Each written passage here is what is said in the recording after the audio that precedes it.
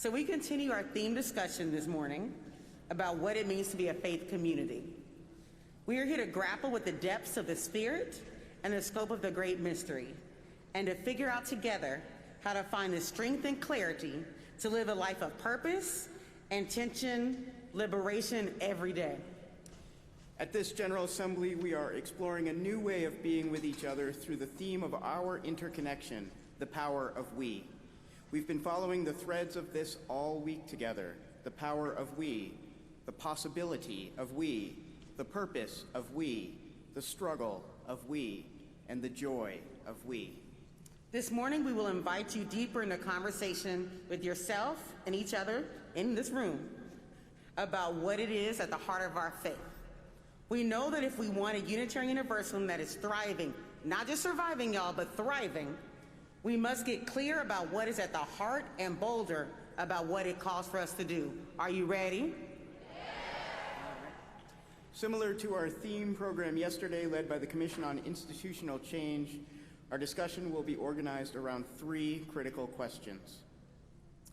The first, when is a time that you felt the power of we in Unitarian Universalism? 2, what is so important in Unitarian Universalism that you would be willing to sacrifice for it? And 3, what will it take for Unitarian Universalism to fully embody the power of we?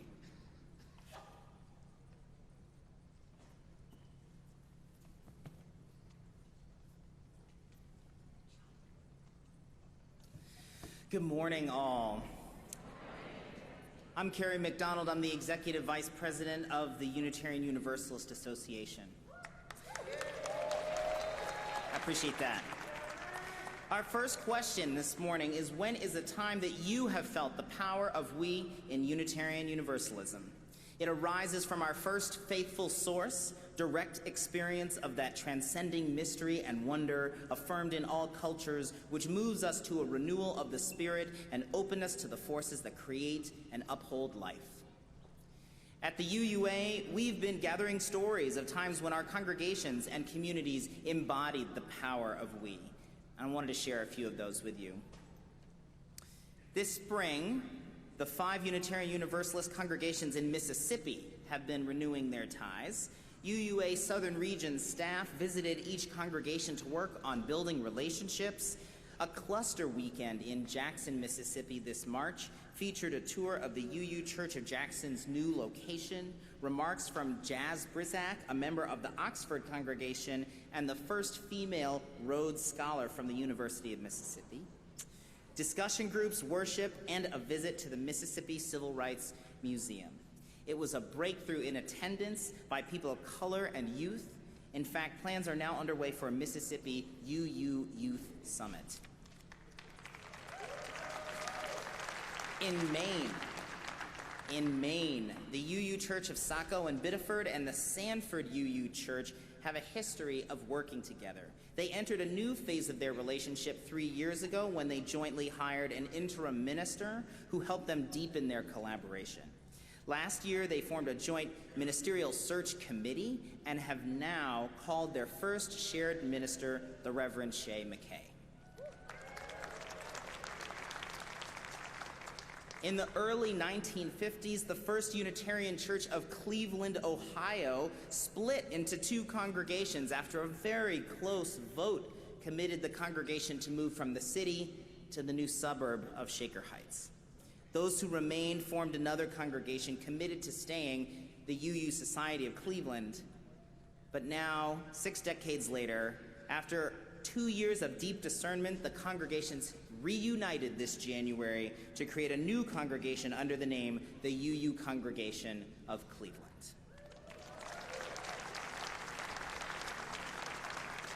The UU Church of Boulder, Colorado joined the growing number of congregations willing to offer physical sanctuary to immigrants who are under threat of deportation.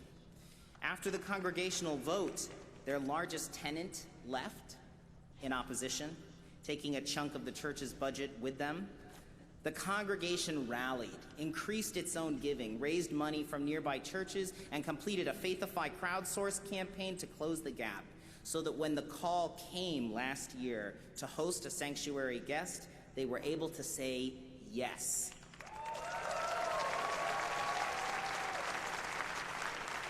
They are currently hosting Ingrid Encalada La Torre in Sanctuary, and we pray for her case's swift resolution. My personal answer to this question takes me back to the youth-led circle worship I experienced in high school as a UU. My peers from other UU congregations encountering the holy together in the same sanctuary, or sometimes under the stars. Singing ourselves into the space, as we heard this morning, we are a circle within a circle. The love of the divine was an actual hug. Nature's interwoven tapestry was the sound of thunder in our hands. The affirmation that you, yes, you too are worthy as someone looks deep into your eyes while you look deeply into theirs. Invented and inherited rituals I will remember for the rest of my life.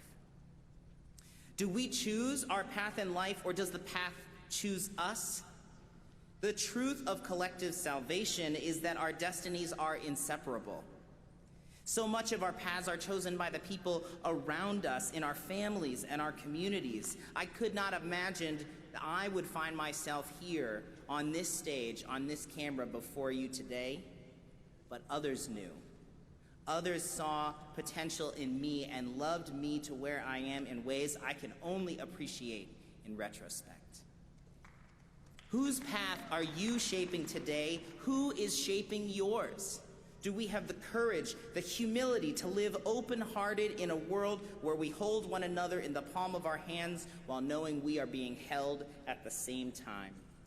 When you think about when you have felt the power of we, think about when you most knew this interdependence to be true, when you felt it in your bones. Thank you for sharing your truth. Your stories matter.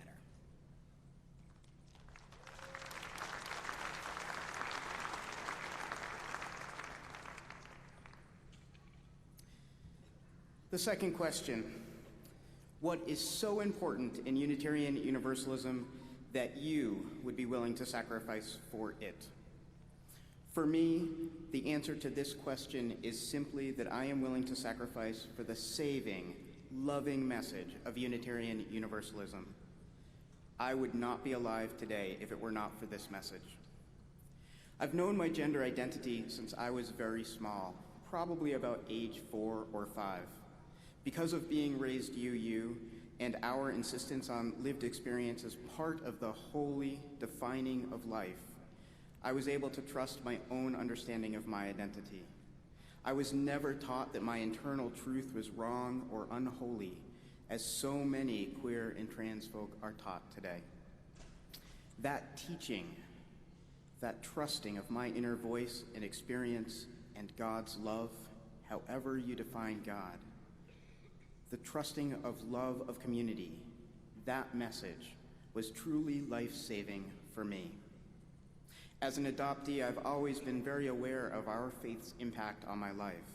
Had I not been raised in a family that embraced the pluralism of Unitarian Universalism, I wouldn't have had the creativity and capacity to live my life in the ways that I have.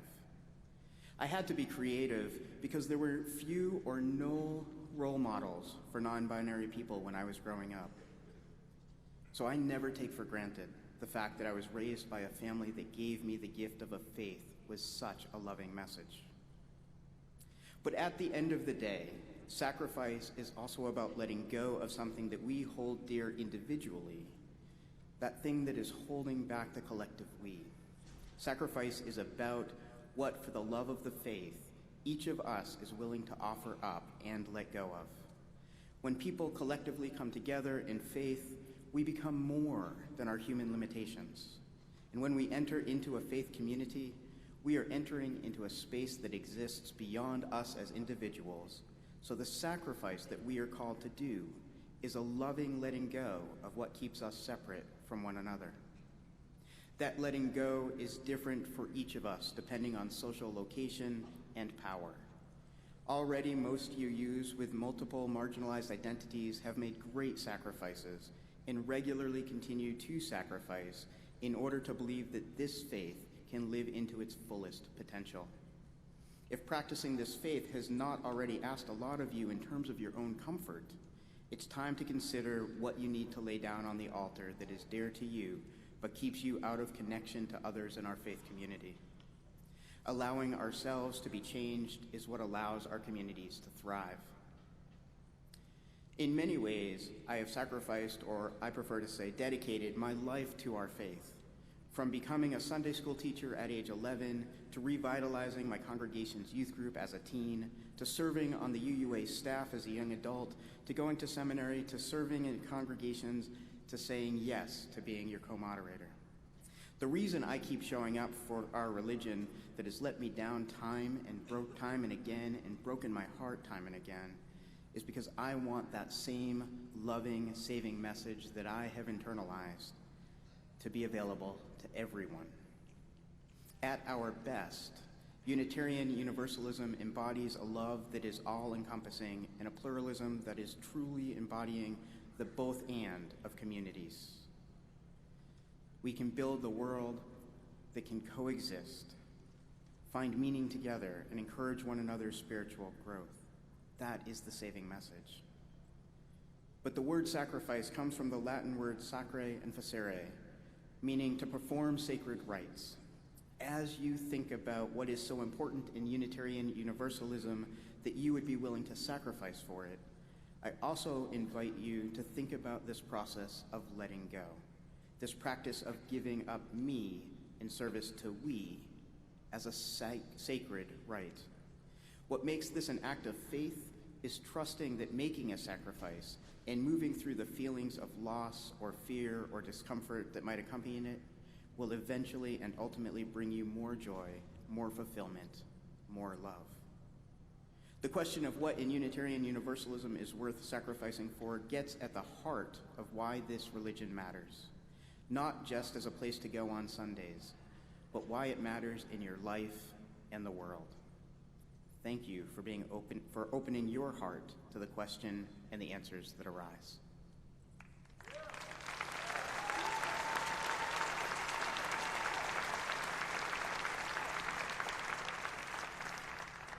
So question number 3.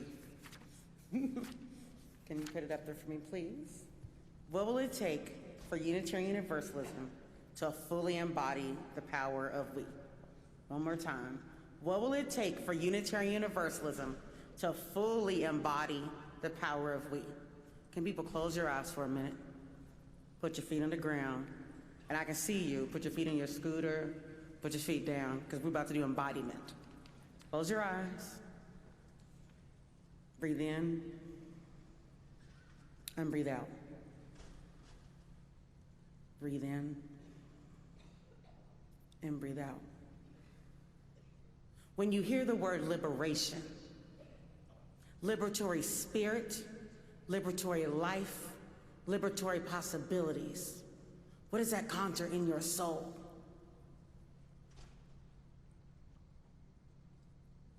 When you hear we are the liberating force, spirit, light, and love, what does that conjure in your spirit? When you hear that we have the power to transform the world around us, what does that mean in your bones? When you hear we are the people that we have been waiting for and are, how does that feel in your blood?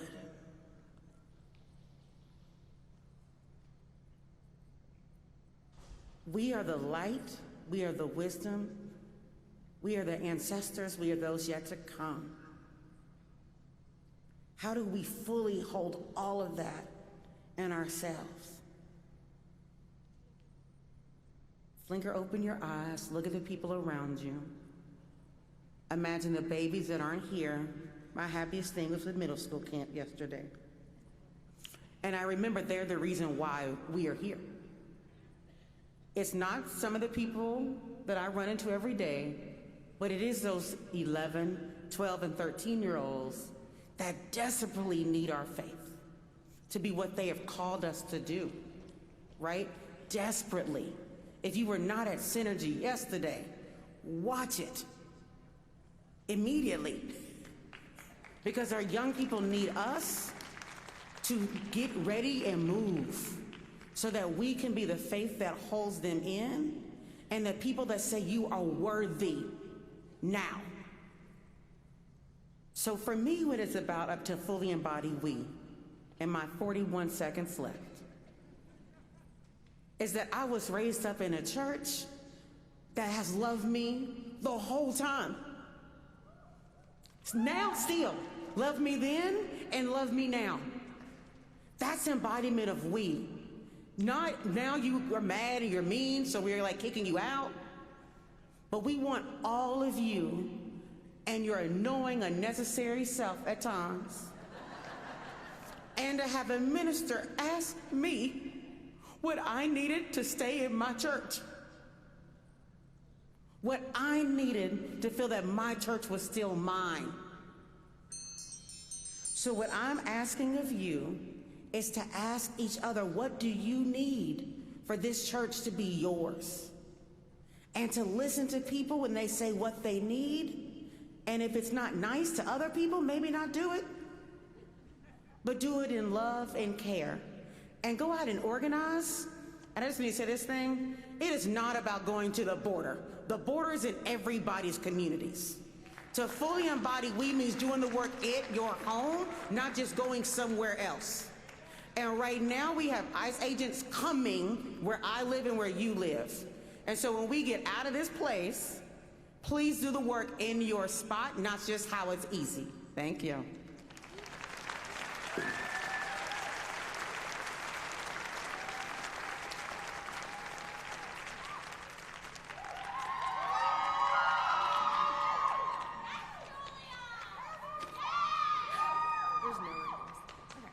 We are Julia Landis and Cami Horn, the business managers for the GA youth staff. This year, these theme conversations are a big part of the business at GA. We want to share with you our perspective on the power of we and why we believe that centering youth voices is so crucial to these multi-generational discussions. As a UU youth, I have great expectations for how our denomination can shape the world. We are the next generation to carry Unitarian Universalism forward. So when we express our opinions today, we do it to shape our future selves. Our generation deals with so many unique challenges: technology, the rise of social media, gun violence, a warming planet, and irreversible climate change. Historically, young people have often helped lead change. In our denomination, the youth and young adults were among the first groups to begin to merge Unitarianism and Universalism. In other social movements, youth sat in at lunch counters and desegregated schools across the Jim Crow South, protested against the Vietnam War, and called for democratic reform at the Tiananmen Square protest in China. Youth have always known the power that can be harnessed from many of us working together. When I think of the power of we, I think of music. For my school's band to be successful, we all have to appreciate what each person does to come together into one sound. Woodwinds carry the melody, brass make the sound fuller, and percussion keep time. This can be challenging, but it is definitely rewarding. At my school, a Title I school, where we have the financial resources many wealthy suburban schools enjoy, our band makes up for this by drawing on our unique talents and the hard work and spirit we bring. This power of we extends to our community with the help of parents, small businesses, and staff members. Because of this, we consistently score in the top tier of concert and marching competitions. Every summer, my youth group serves a community for a week, rebuilding houses with the Appalachian Service Project. There I have seen our group come together and feel the power of the crowd. One year after my group had finished creating a safe entranceway to our homeowner's home, she told me and my group that our work and devotion had made her believe they were good people in this world again. The power that not only my youth group had, that not only the other youth groups at my center had, but all the youth groups at all the centers across all of Appalachia had and continue to have every summer through ASP shows the power of the collective. So many people's lives have been completely altered through ASP motivating huge groups of youth to create change.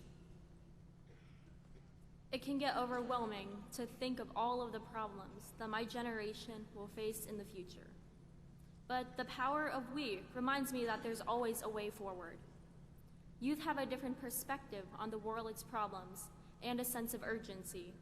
So when you hear from us, we hope that motivates you to keep fighting for a positive change. The movements in a piece of music can change quickly, as can situations in the world. We will undoubtedly face new and difficult challenges as time goes on. To counteract this, Unitarian Universalism must respond with all of our voices, experiences, and perspectives to amplify our sound to make sure that our message of love, justice, and respect is heard. In assemblies of people, there are two different types of power.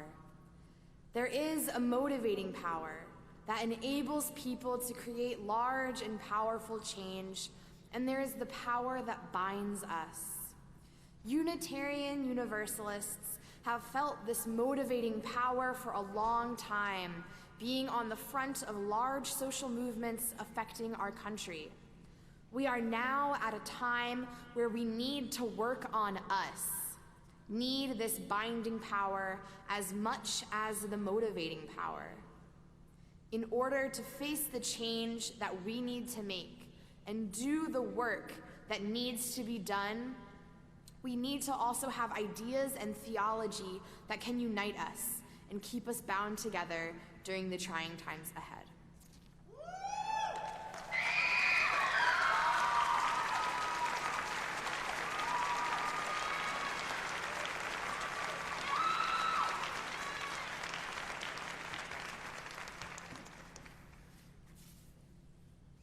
I'm the Reverend Sophia Betancourt. I serve as the Assistant Professor of UU Theologies and Ethics at Star King School for the Ministry.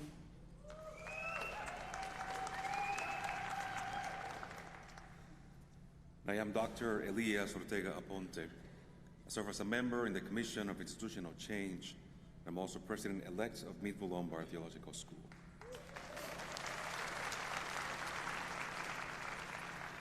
Drawing on our inherited theological tradition, to more fully engage the power of we allows us to be intentional about the ways that we move through the world as a faith community. If we are to affirm the power of we as central to our faith, we need to be committed to the work of collective salvation. That language encourages us to move out of our comfort zones, a comfort that some feel entitled to, but has caused far too much harm in our community. The idea instead that we are saved together means we invest in communal accountability and shared work for justice as the very things that give our lives value, even in the face of all that seeks to drive us apart. We choose instead, by our living, to bear witness to another way, a way that moves us out of toxic individualism into the community of communities, as Paula Cole-Jones asked of us in this year's FOS lecture. If we believe in collective salvation, we must also believe in collective sacrifice. It is powerful that our faith community is working to reclaim the sacred practice that Barb spoke of just a few moments ago, and claiming what it means to be sacred in personal sacrifice without the power of we is the very thing that desecrates the practice. The belief in collective salvation means that there cannot be small groups of UUs whose personal sacrifice we depend on every time to move us forward as a collective whole. That kind of hierarchical membership undermines the very inherent worth and dignity that we lift up as our first principle. Living into the power of we hold us accountable to preparing the legacy of theological harm we have perpetrated against some in our community. Believing that we are all saved together, that one life cannot reach its greater meaning unless we center the liberation of all, means not only a willingness to invest in one another and in the greater good, but also responding faithfully to the call to live into the work together. Julia and Cami reminded us that even in the face of oppression, suffering, and the legacy of white supremacy culture in the world, we believe that there is a way forward. We aspire to transform and be transformed by love and justice. And to take a cue from disability justice activist Via Lakshmi Pisensa Samarishna, who details how often we draw resources for resistance from systemic oppression, to affirm the power of we as a faith community, we need to strengthen ways for our people to draw nourishment and strength from this faith.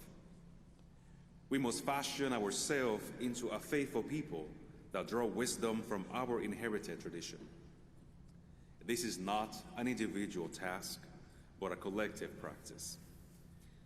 Alandria reminded us that everyone deserves to be asked, what do you need to make this your church? That we might draw on that message of interconnectedness, of the circles within circles that we sang of this morning.